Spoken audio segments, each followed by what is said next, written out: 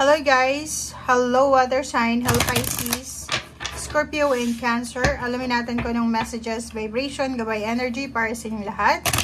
Water sign, Pisces, Scorpio and Cancer. Ito ay para sa Chinese New Year message and weekend. So, Saturday, Sunday message para sa lahat ng water sign, Pisces, Scorpio and Cancer. So, alamin natin kung ano ang mensahe na posibleng ibigay sa inyo ng universe. So, itong dalawang barahang to ay sobrang napaka-powerful message siya. Kung makikita mo dito, good luck, good fortune, swerte, okay, chance. So, posibleng sa weekend na to, Saturday, Sunday, ay mayroon kang swerte na makuha or pwedeng taglay mo yung swerteng ito. Pwedeng swerte ka sa pera, swerte ka sa relationship, swerte ka sa travel, swerte ka sa kung ano man ito. Pwedeng yun, good fortune, good luck. So, pwedeng swerte ka sa kung ano man na palaro, lalo na sa lotto or kung ano pa man. So, water sign, Pisces, Scorpion, Cancer. Yeah, chance mo na to, 'di ba? If ever man gusto mong i-try yung chance mo, dito sinasabi na posibleng ibigay ito sa iyo ng universe sa weekend na to.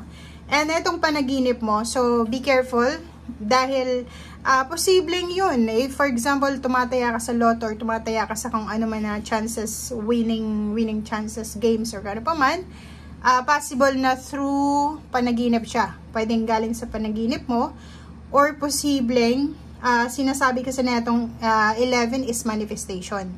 Manifestation of your dreams, manifestation of your goals. So, ibig sabihin, ang weekend na to, so since it's a Chinese New Year also, ito yung dala sa'yo na ito. It's swerte. Yung mga pangarap mo sa buhay, na siguro feeling mo dati ay hindi mo masyadong maabot-abot dahil sa siguro ang daming restrictions, ang daming bawal, ang daming pangyayari.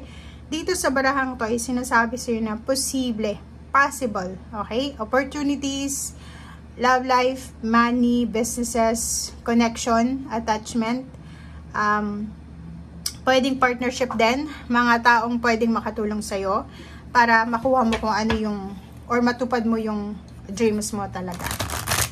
Okay. Tingnan natin kung ano pa ang messages para sa weekend na to.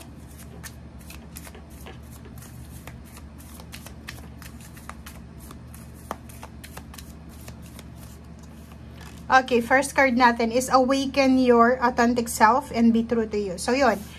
This weekend, siguro, mahaharap ka sa mga choices, option, decision, or anything na pwedeng kailangan natin na sundin kung ano yung sinasabi ng ating sarili or ng ating pagkatao. Diba? Show the world the real you. Be true to yourself. Be true to your neighbors or sa mga tao sa paligid, sa harap at sa likod mo. So, yun, authenticity. Next is embrace your inner divine goddess. So, yun.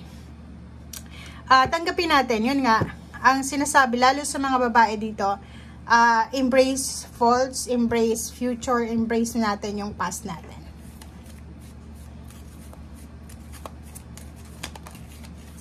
Okay, and dito naman is reverse na stop judging and start loving. So, naka-reverse na siya. So, sinasabi sa'yo dito, water sign, na siguro, this weekend ay may mga tao sa paligid natin na hindi natin, parang hindi mo gusto yung vibes niya or hindi kayo compatible or may mga indifferences. But, this weekend, sinasabi na wala ka sa lugar para i-judge sila. So, understanding instead of judging, yun yung mararamdaman mo sa weekend na to. Okay.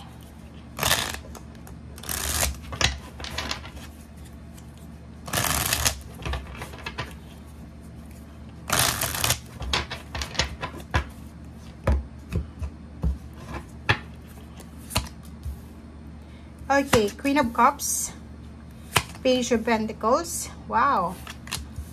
And ang galing ng baraha mo, guys. Okay, so kung makikita mo dito, last card natin is ito.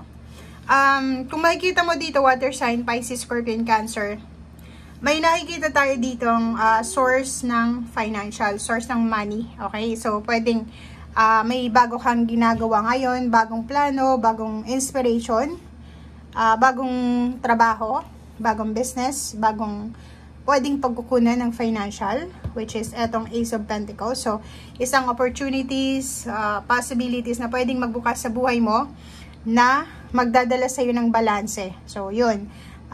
Siguro makakatanggap ka ng mga offers, work offers, job offers, career change, advancement, or kung ano pa man. Pwedeng nakikita natin dito, ikaw ito na magiging source ka ng financial new beginnings ng ibang tao, or may mga tao sa paligid mo na gusto nilang humingi sa iyo ng financial blessings or financial help. Okay? So, dito sa Queen of Cups na to, sinasabi ng baraha sa'yo na sa weekend na to is emotionally sobrang contented ka. Emotionally sobrang kalmado yung iyong emosyon kasi kung makikita mo, wala ka namang pinaka-worst na problema regarding money. Kung makikita mo dito, hawak mo yung pera eh. 'Di ba? So pwedeng may hawak kang malaking halagang pera sa ngayon, or pwedeng malaki yung savings mo sa yung bangko, or posibleng marami kang investment, or may mga tao sa buhay mo na umutang sa'yo for the past few years, months, and siguro makakatanggap ka ng bayad galing sa kanila. So, eto na Four of Pentacles is kahit may pera ka na siguro, kahit mayroon kang stable na source ng income, mas lalo kang magiging matipid, mas lalo kang magsisave para sa sarili mo or sa family mo. Okay? Nakikita natin dito yung Six of Swords. Ang Six of Swords dito is pwedeng may iba sa inyo na magta-travel this weekend. Travel for vacation, travel for work, or pwedeng yung iba sa inyo dito is nag-aasikaso sila ng papeles nila para sa pagta-travel, going to other country, places na posibleng doon sila makakakuha ng financial success or new beginnings. Okay. So, yung health naman, kung pag-uusapan natin yung health mo, emotional health and financial health, wala kang masyadong problema sa weekend na to. Sobrang strong. Emotionally, may mga emotional happiness or may mga emotional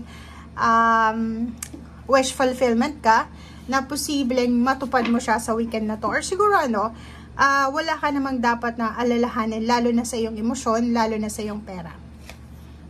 Okay, 'di ba? So, kung makikita mo dito, wala nang unrealistic goals, wala nang unrealistic connection ka dito. So, nandun ka na sa realistic na new beginnings. Wheel of Fortune. Ang galing. May iba sa inyo dito na sobrang excited, sobrang masaya, sobrang excited, sobrang passionate, sobrang inspired dahil sa pagbabagong nagaganap sa buhay nila, or may mga ina-anticipate sila, may mga hinihintay silang pagbabago sa buhay nila na yun ang nagbibigay sa kanila ng excitement. So parang may hinihintay na pera, may hinihintay na occasion, may hinihintay na revelation, may hinihintay na swerte, or kung ano man itong hinihintay mo na siyang nagdadala sa'yo ng sobrang excitement. Okay? So, yan guys ang sinasabi ng baraha. And if ever then, kasi sa ilalim mo, dito, may Four of Swords ka, na if ever then, may iba sa inyo na walang trabaho, since holiday, kung nasan ka man, Chinese New Year, Saturday, Sunday, pwede kang magpahinga. Okay? Pahinga. Kailangan natin palakasin ang ating katawan. Take care of your body din. Take care of your mind, body, and spirit. Emotionally, financially, spiritually, kailangan na balanse. Okay? Okay, so, sa ilalim niya, mayroon ditong Magician.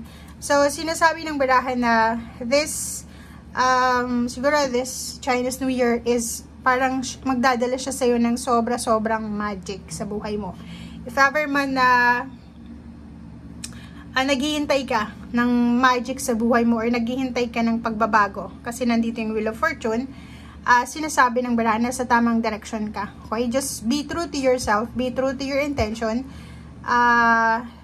Lahat ng manifestation mo lahat ng pangarap mo, lahat ng swerte na gusto mong makuha sa mundo, ay posibleng makuha mo. Okay? So, ang weekend na to is parang, ito yung starting point ng pagkakaroon ng balancing pamumuhay. Okay? Balancing pamumuhay, balancing goals, balancing mindset, balancing relationship, balancing mga ano pa ba? Balancing diskarte. Okay? Thank you guys. Bye!